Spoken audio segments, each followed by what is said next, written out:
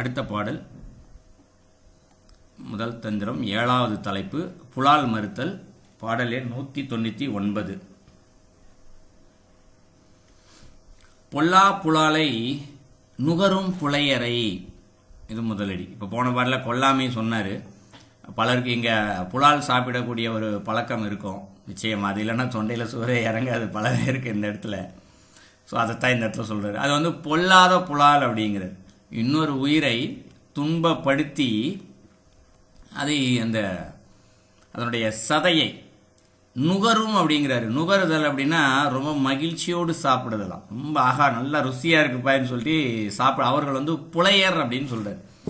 புலையர்னா மிகவும் 2 வகையாக தெரிஞ்சுக்கலாம். ஒன்று அறியாமையில் இருப்பவர்கள் அப்படின்றத நேரடியாக பொருளை எடுத்துக்கலாம், புலையர் என்று சொல்பவர்கள். 2வது மிகவும் கொடுமைக்காரர்கள், யாரை வைத்தும் எதை வைத்தும் அவர்கள் கவலைப்பட மாட்டார்கள். ஸோ அதான் அந்த இடத்துல புலையர். சரிதானேங்க, நான்வெஜ்ஜி சாப்பிட்றாங்க, எந்த ஜீவரை கோழி செத்துச்சா ஆடு செத்துச்சா அதை வச்சு எந்த இடத்துல துளியும் கவலைப்படுறதே கிடையாது. ஆனால் அதே நேரத்தில் அதை சமைச்சு ருசித்து சாப்பிடும்போது நல்லா இருக்குது, இது நல்லா இல்லை, ஸோ நுகர்றாங்க இல்லையா, அதைத்தான் சொல்கிறார். இவர்களுக்கு எல்லாரும் காண இயமன்றன் தூதுவர் அப்படின்னு சொல்றாரு. ஸோ இது எல்லாரும் காண, எல்லாருமே பார்க்குற மாதிரியே இயமந்தன் தூதுவர் அப்படின்னா யமதர்மனுடைய தூதுவர்களை தான் சொல்றாரு இந்த இடத்துல. இயமன்றன் தூதுவன் அப்படிங்கிறது.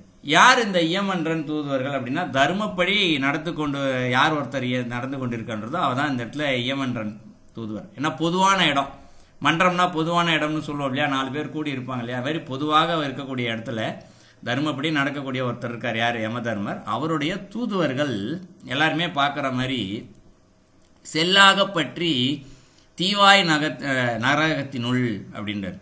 செல்லாக அப்படின்னா கரையான் வந்து எப்படி இறுக்கமாக ஒரு இதை பற்றி கொண்டு போய் வெளியில் போடுதோ, அதை பார்த்தீங்கன்னா ஒவ்வொரு மண்ணாக எடுத்துகிட்டு போய் வெளியில் போடும், எந்த இடத்துலையும் அது விடவே விடாது. எறும்பு கூட பார்த்தோம்னா ஏதாவது ஒரு பொருளை வந்து தனக்கு தேவையானது எடுத்துக்கிட்டு போச்சுன்னா திடீர்னு கீழே போட்டுரும். நல்லா கவனிச்சு பார்த்தா அது பின்னாடியே போய் பார்த்தா வெயிட்டான பொருள், தன்னை விட பல மடங்கு 50 மடங்கு அதிகமான பொருளை தூக்கும் என்று சொல்வார்கள். ஆனால் சில நேரம் கீழே போட்டு போகும், இல்லை வச்சு எடுத்துகிட்டு போகும். செல் அப்படி எடுத்துகிட்டு போகுது. எந்த இடத்துல மண் எடுக்குதோ அது எங்கே கொண்டு போய் வேணுமோ அங்கே வரைக்கும் போகிற வரைக்கும் விடாதான் அந்த இடத்துல.